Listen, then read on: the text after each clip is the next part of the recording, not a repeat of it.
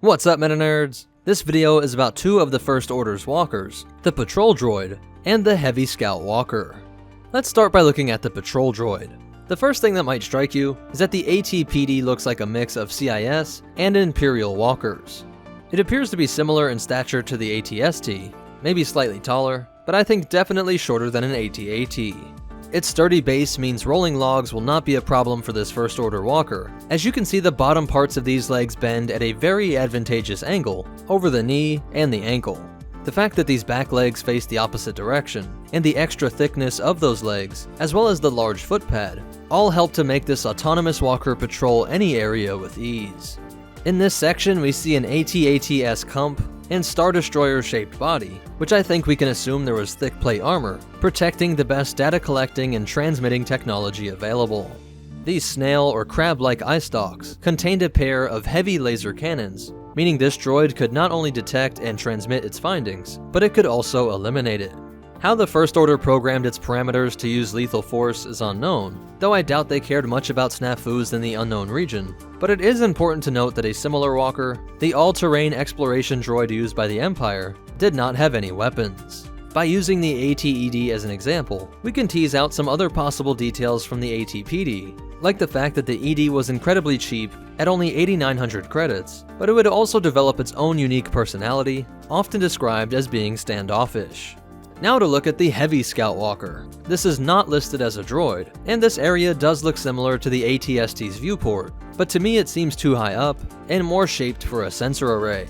So it might be a droid walker, but if not, there would be enough room for a pilot and a gunner, as it is as wide as the AT-ST, while being around twice the length. It may have a door hatch on top that we just can't see, or there was one towards the rear, with some sort of ladder mechanism, or some steps built into the legs. Being a Heavy Scout Walker, this vehicle is designed to have the option to completely destroy something that it came across. A heavy laser cannon is flanked by a pair of what might be medium laser cannons, and having all three located right on top of each other makes me believe that they could aim independently, or else you would just have a pair of heavy laser cannons. These rounded units sticking out from the side of the AT-HS might be smaller anti-personnel laser cannons, but something about that doesn't look right, so perhaps it is a weapon mount and we just aren't seeing the attachment. This rectangular head on a pyramid-shaped body is something that I don't believe we have seen in any other vehicle in Star Wars, and it seems like the First Order engineers really like the stability of the crab droid, and in keeping with that theme we have 3 pairs of legs, alternating so that there would be 3 feet on the ground at any time. And to make sure that this precise movement is protected, there is a large triangular plate of Durasteel. Like the AT-PD, the AT-HS appears to be around the same height as the AT-ST. So that's it for what we know about these First Order walkers so far, but there are some interesting behind-the-scenes facts. The AT-HS was intended to be in the Battle of Crate, and with this concept art you can see how tall it would have been next to some troops. And there was even a LEGO set that was approved and sent out before this scene was cut, but this vehicle is still considered canon.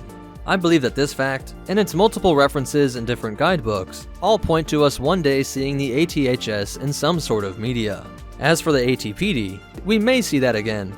And in case you were wondering, this clip is from the scene where Han, Chewie, and Finn were sneaking into Starkiller Base. Although not mentioned officially, I believe the AT-HS is inspired by the Strawn Beast, made by Theo Janssen. This is even more reason to believe that the AT-HS is a droid, as it would be a great reference to the Strawn Beast's autonomous existence, being built in a way that travels around without any further human assistance. So that's it for the AT-PD and the AT-HS. If you want to connect with us, help support this channel, or get your own copies of the reference material used to make this video, be sure to check out the links in the description. Special shout out to our supporters over on Patreon, but most important of all, remember, Imperial designs mixed with animalistic CIS designs look pretty damn cool. And the Force will be with you, always.